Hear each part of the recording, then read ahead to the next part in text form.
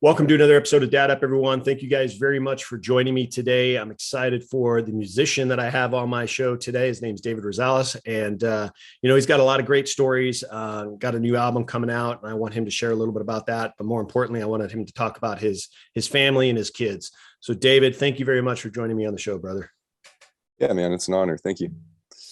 For my listeners who may not know who you are, let's dive into a back history of David, how you kind of grew up and all that kind of stuff. And then obviously leading up to what you're doing today.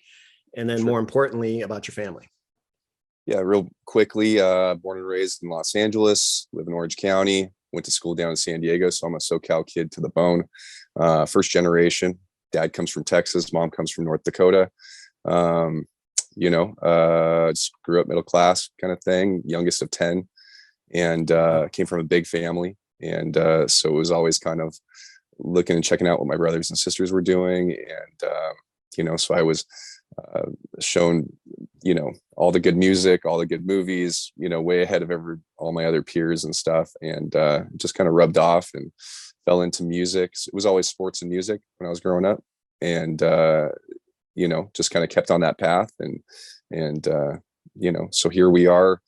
Years later, beautiful wife and 2 kids, 10-year-old and a newly 7-year-old. So they're elementary school, and just finished dropping them off this morning, doing the dishes, doing the laundry, and we're rolling here. So this is how we do it. Awesome. Well, let's dive into your music history a little bit. Yeah. You said it was always kind of a passion to you. I mean, how did you get started in it?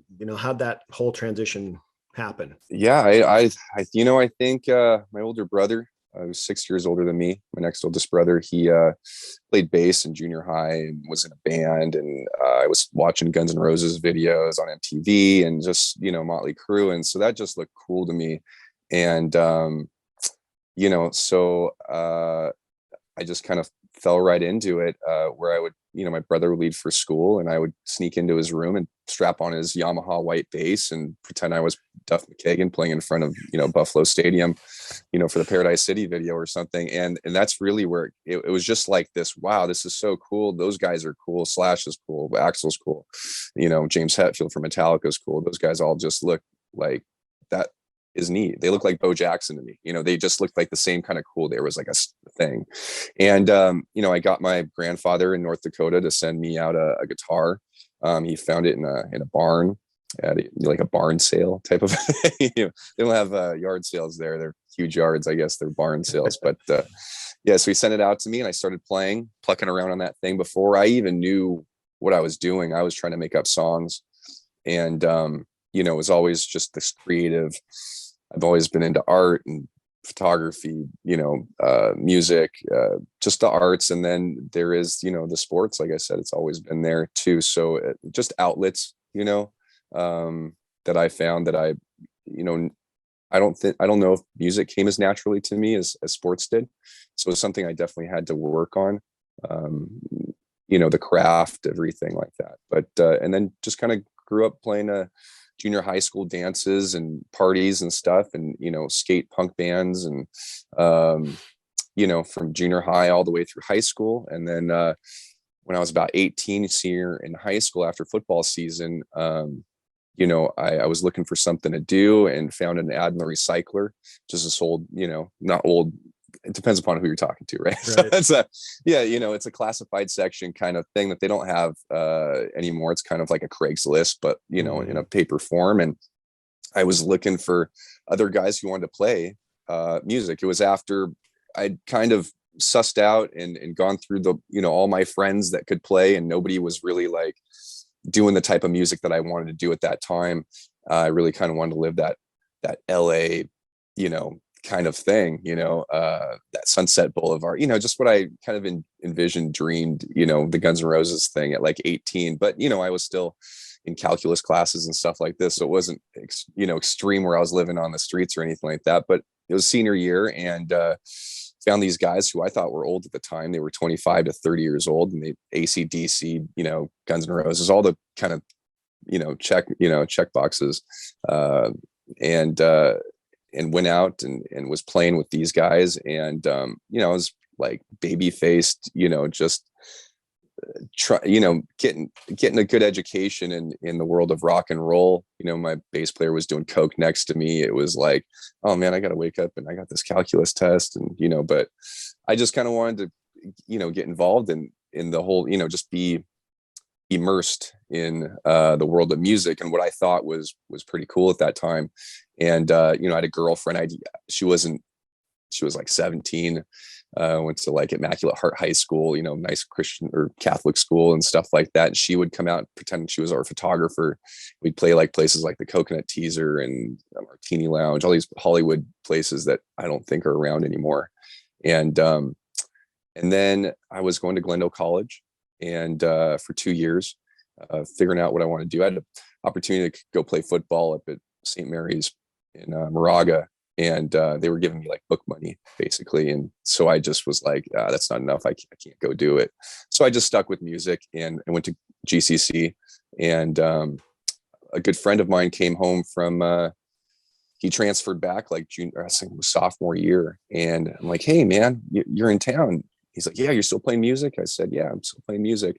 And so we kind of hitched up together and formed a band that we were in for about 10 years or so called Silent Treatment. And that was a hard rock band, all the guys the same age. But I was going to Glendale College. 2 other guys were going to school in LA. Another guy the drummer was going to Cal Poly San Luis Obispo. And then I went down to University of San Diego. I eventually transferred. So we would hit parties basically from San Diego all the way up to San Luis Obispo. We had a good route, every weekend we'd go, and between our studies and stuff like that. And then, we all moved into a warehouse together in Torrance, California. And it was basically, this was after, so graduated from USD, business major, got a nice internship over at Sony Pictures, worked my tail off that summer, lived on the floor over by UCLA at a sublease, and got a really good job coming out of college, and, my dad was stoked. Everybody was like, wow, he's on the up and up. Marketing, this is movies, this is, this is LA, this is what you do.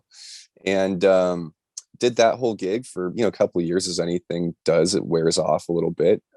Music was still going at the time. I'd, do the rounds of I was living in Redondo Beach at the time, and came up to Culver City. And then after work, I'd drive over to like Pasadena area and hit a rehearsal with my band and do that, triangle for, it was a year or 2 years. And then we all decided to move in together, like I said, down in Torrance.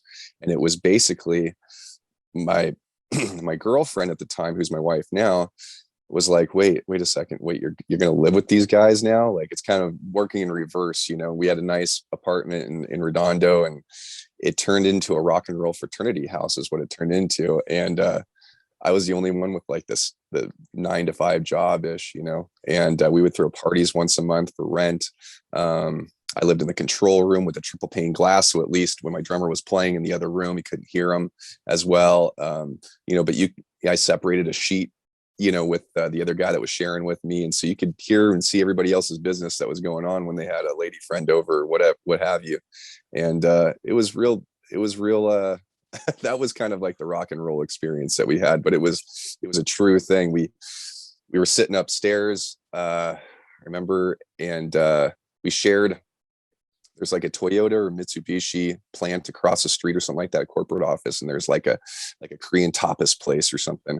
And a fight broke out, and we were up on the rooftop drinking some beers. And this guy pulls out this golf club. I mean, it gets, all crazy. Yeah, it was it was a brawl, and we're all sitting up there like drinking beers, like, oh my God, this is crazy.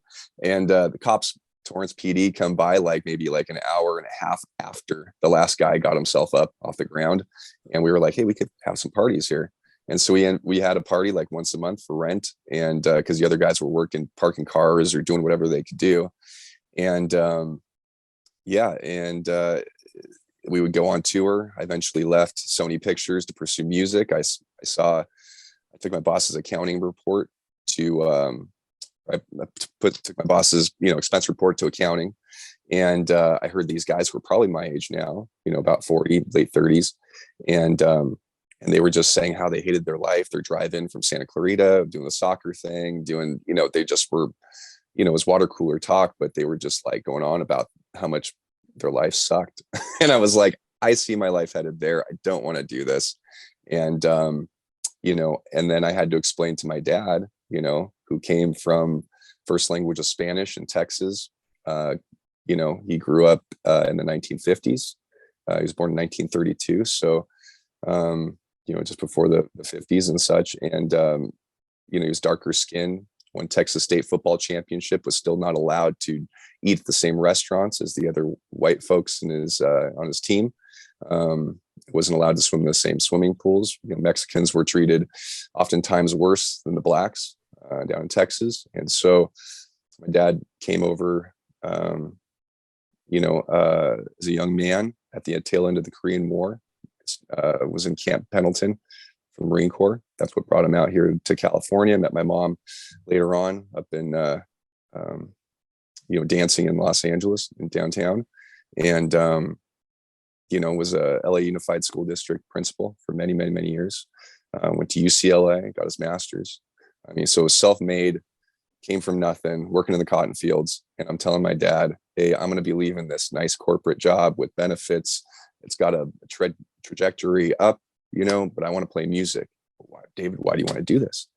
You know, I said, well, let me explain it to you like this, Dad. So pretend I'm a minor league baseball player. And you're traveling around. It's not the finest conditions, you know. Maybe you get a cup of hot coffee in the big show sometime. Maybe you come back down. You get, you know, pushed and pulled different ways, and but you're never going to stop playing ball just because that's what you do. And at that time, I realized that I was going to be a lifer playing music, and I was going to make it work. And I found a way to make it work. My girlfriend at the time, was very supportive just in this decision. And once I kind of put it in those baseball terms, sports wise, my dad kind of got it, you know. And he passed a couple of years ago. But I dedicated this new album to him. He said, David, this is your best work. He was so excited because it had some horns on it. My dad grew up with a big band, kind of Benny Goodman stuff. And you know, and so he was really excited about this new music. And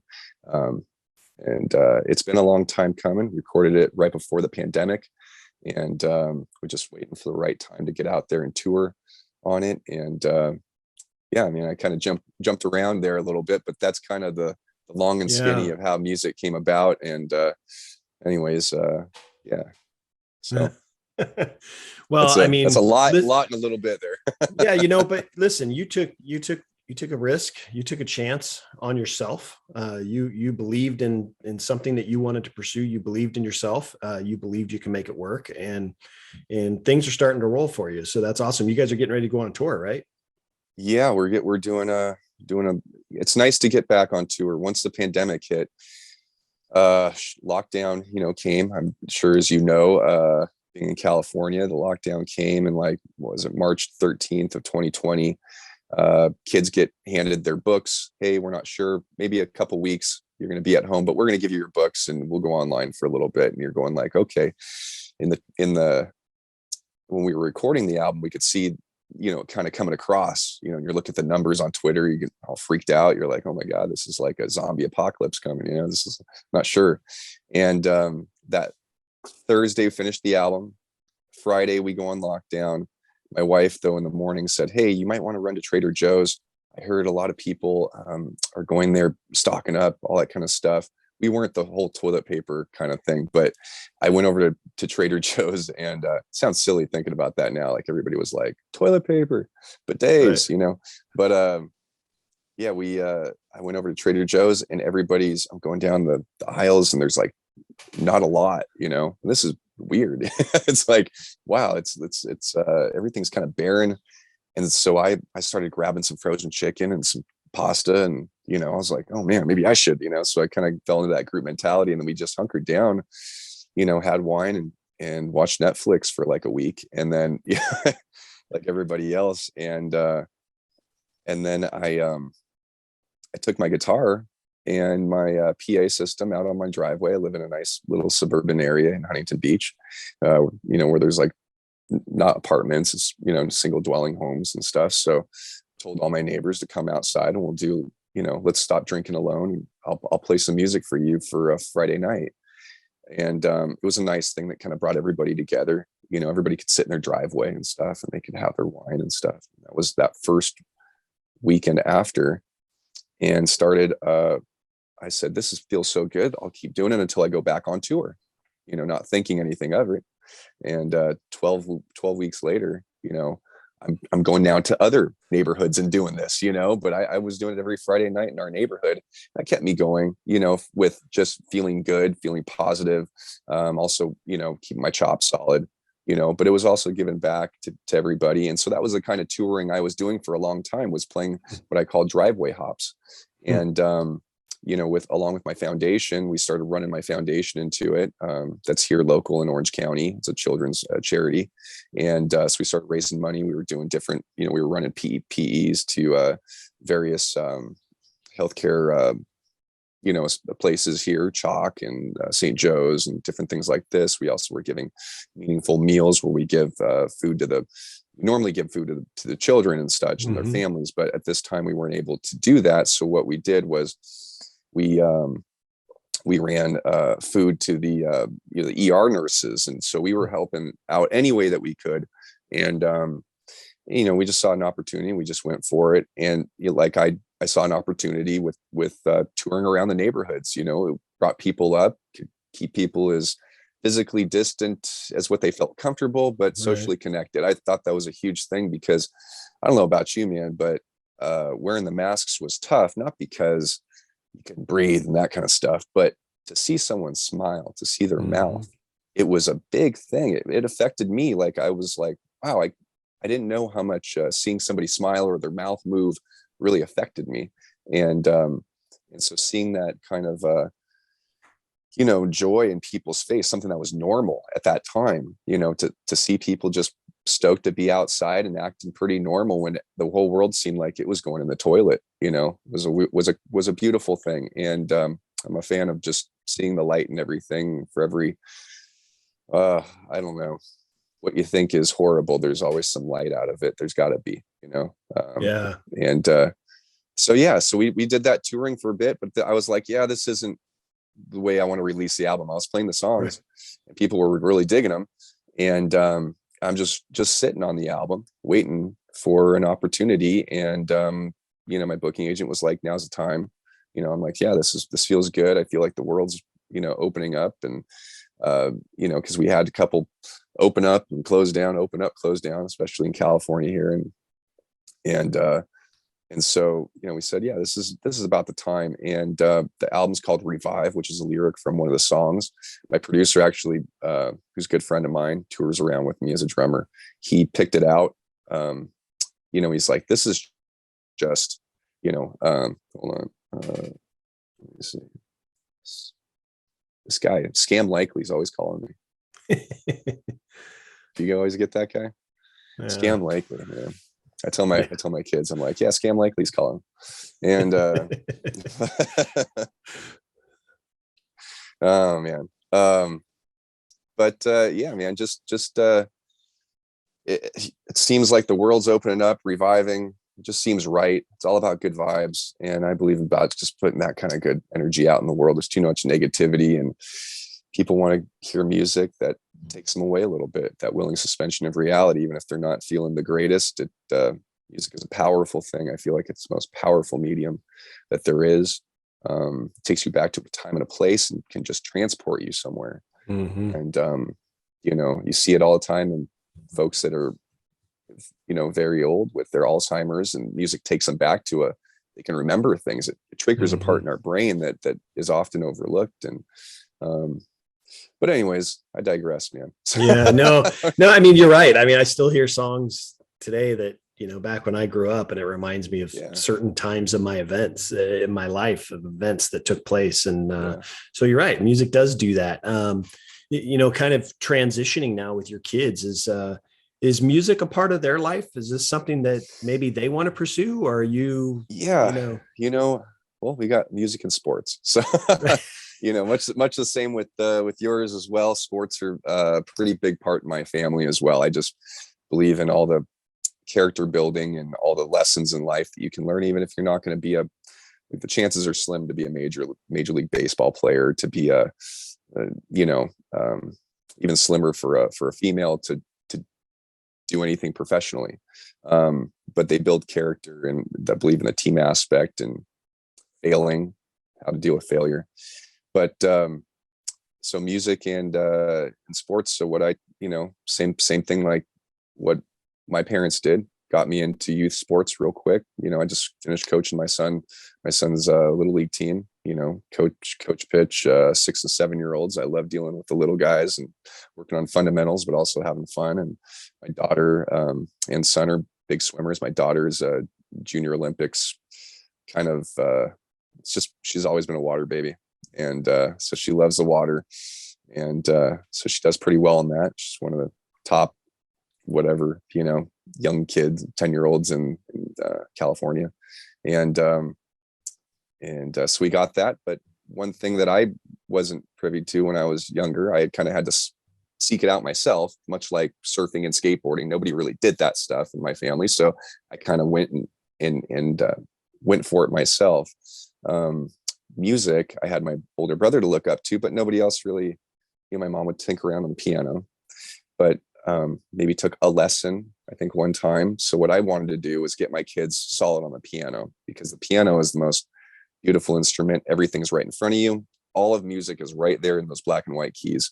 And I realize how important that is, whether you want to be a singer or to understand music in general.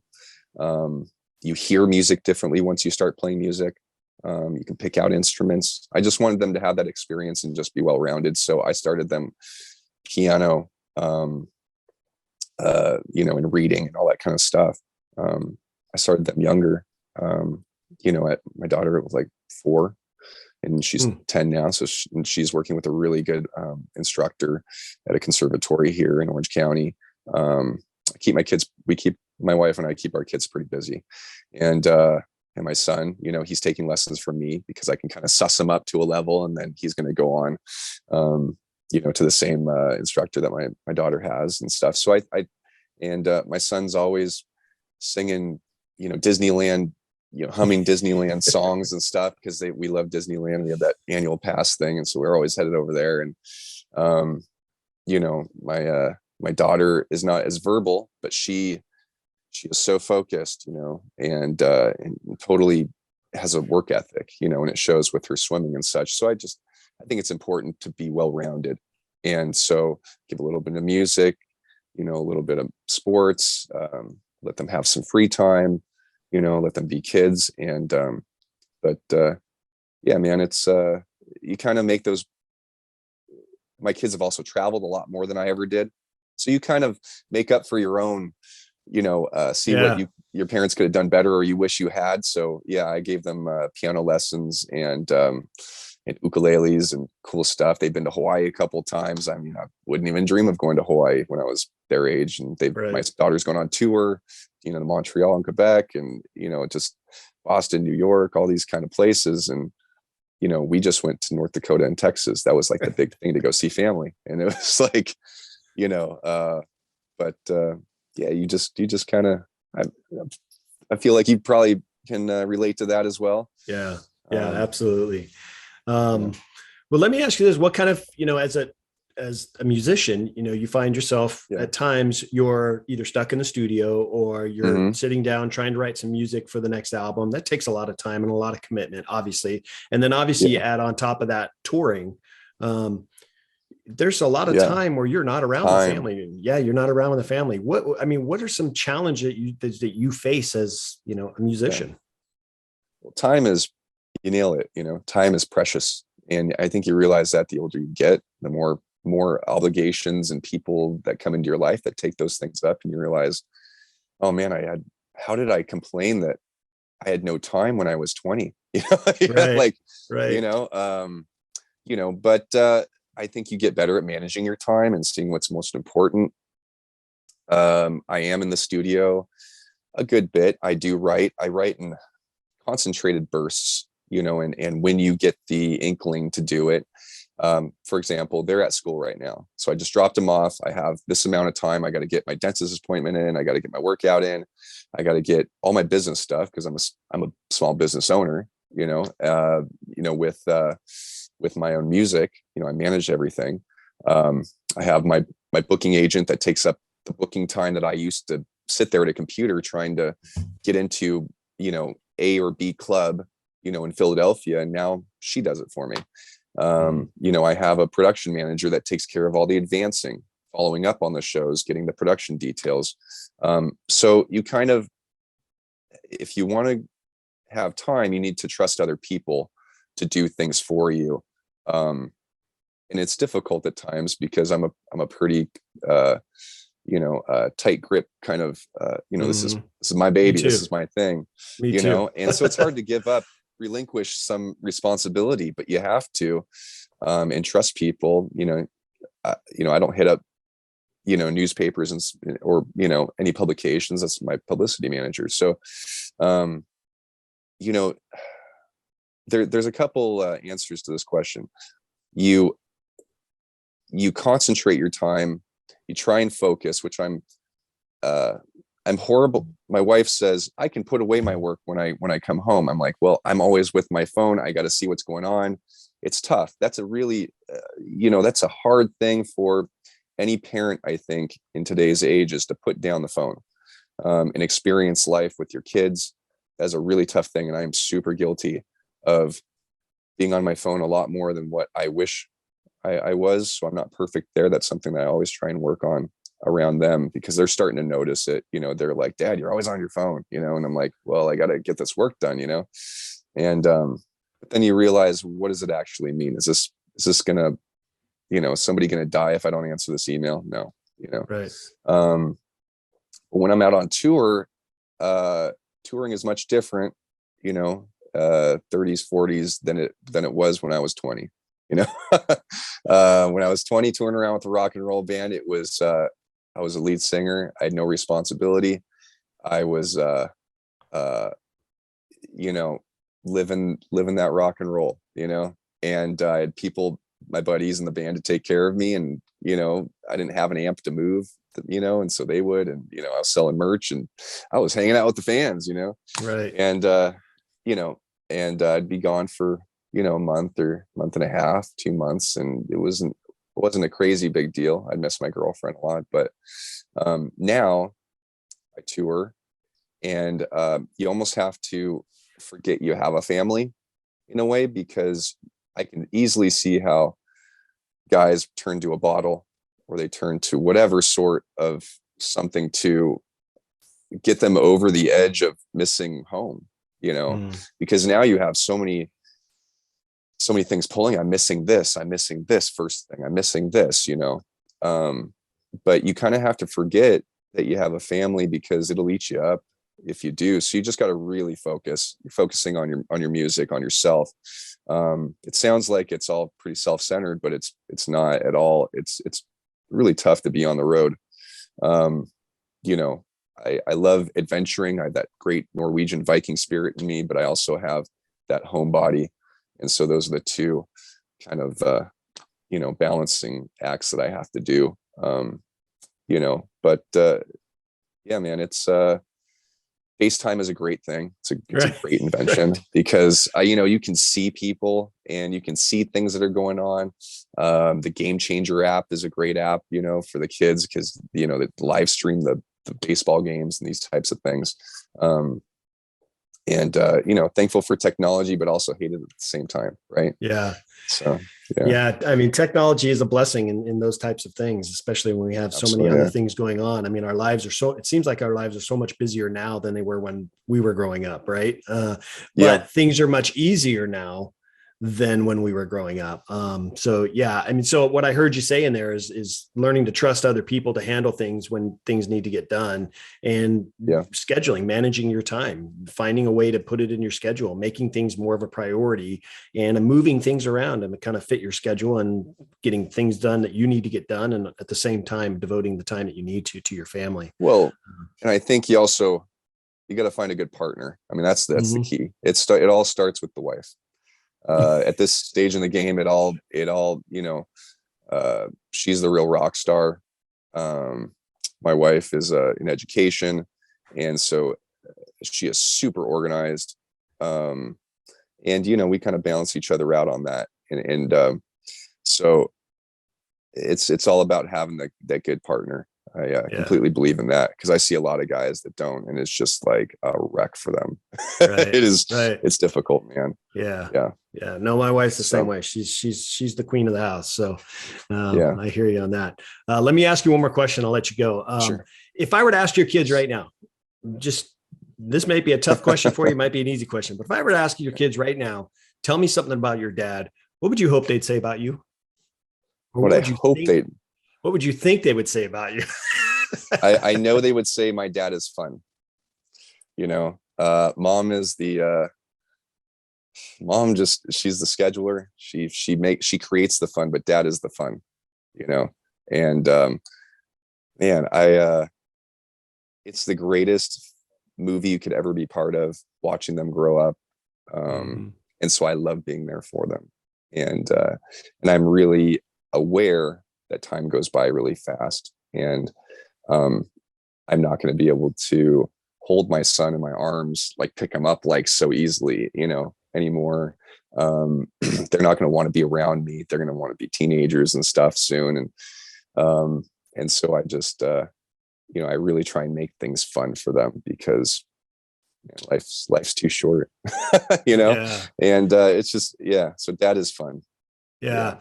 No, I agree. Life's short. I mean, I can hardly see them with me sitting here, but I got my two boys there. They were little, and then here they're taller than me. I mean, they're both 6'3" now. So, but it goes fast. So hang tight, David. Oh, absolutely.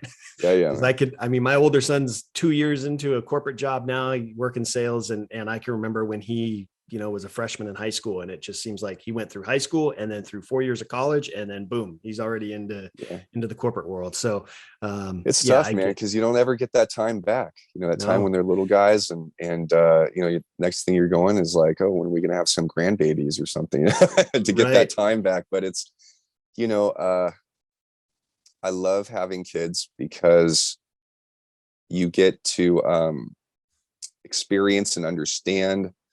You get to experience life full circle. You get to understand what your parents went through, and you have a greater appreciation for your own parents.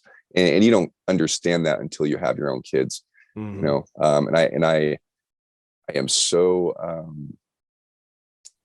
a lot of guys in my band or just friends, they don't have kids, and they just don't get it. And it's like, I love when you become a dad for the first time, and you walk around, you have a new awareness about you, you chemically change, your priorities change like that, and you look at another dad and you just kind of go, you get it, man. You understand. There's like a brotherhood, in a way. So it's a cool thing, man. Yeah. I've said this since day one of doing this show in particular, but you can never explain to a non-dad what it's like to love a child. You can never explain that to someone that's not a dad. The love is, there's just no match for it. It's unbelievable. And the fact that these kids, they grow up so fast, and time does go fast. It's important to make note of the special moments and the events. I mean, a special moment could be a moment that, when my boys were little, they used to sit on the couch and love watching NASCAR with me. I can't get them to watch NASCAR now, but they used to love watching NASCAR with me. And, those kind of moments are cherished, Yeah. I mean, for sure. Yeah. Well, let me ask you this. Cool. My listeners wanted to look you up, learn a little bit more about you, maybe check out the album. Where can they do all that stuff? What's the best place? DavidRosalesmusic.com. Everything's right there. So ROSALES. That has all your social media links and all that kind of stuff. Yep. Everything right there. Yeah. So everything social media wise is David Rosales Music, except for Twitter is D Rosales. Managed to get that a long time ago. But man, it's, and usually the stuff that I put up is about my kids, music, or adventuring around. So that's what you're going to get from me. And, this life is beautiful. And it was an honor. It was a pleasure to chat with you this morning. Thanks for letting me just regurgitate, just like throw up on you basically, my life, and man, it's been a good jam, and we'll hopefully grab some breakfast sometime. That'd be nice. Yeah, absolutely. Well, thank you very much, David, for being on, brother. I appreciate it. I know you got to run, but want to wish you all the best in your career, and wish you all the best on tour. Hopefully you and I will get a chance to link up, maybe break some bread together, and you're going to be local too on some of those tour dates. I saw it. So I'm going to be here in Orange County, and the record release will be in July, and playing with the Counting Crows and doing a bunch of cool stuff that, I get to take privilege in. So awesome. Well, I'm going to try to get out to one of your shows for sure. And then hopefully you and I can link up. Be a good date night. There you go. Yeah, absolutely. So again, I appreciate it, brother. I appreciate you being on. Yeah, man. Thank you guys very much for joining me on another episode of Dad Up. Thank you to my guest, David Rosales, for joining me. Make sure you guys are checking out his website where you can get all his music, his tour dates, everything that he's doing. Trust me, his social media links are on there. And even in his Instagram, he shares a lot about his family and all that. So you'll get to know him on a real deep personal level if you check out his links. But make sure you guys go check out his music. And if you can check him out on tour, please do that as well. But as always on the show, make sure you guys are subscribing to my YouTube channel and my links. Leave me a rating, review. Would love to hear from you. And I look forward to seeing you all on the next episode of Dad Up. Thanks so much for listening to the episode. Make sure you guys subscribe to my podcast and YouTube channel. And please do me a favor, leave a rating and a review. Would love to hear from you and see what you think of the show. Stay tuned for more exciting episodes each week. Until next time, thank you for listening to the Dad Up Podcast.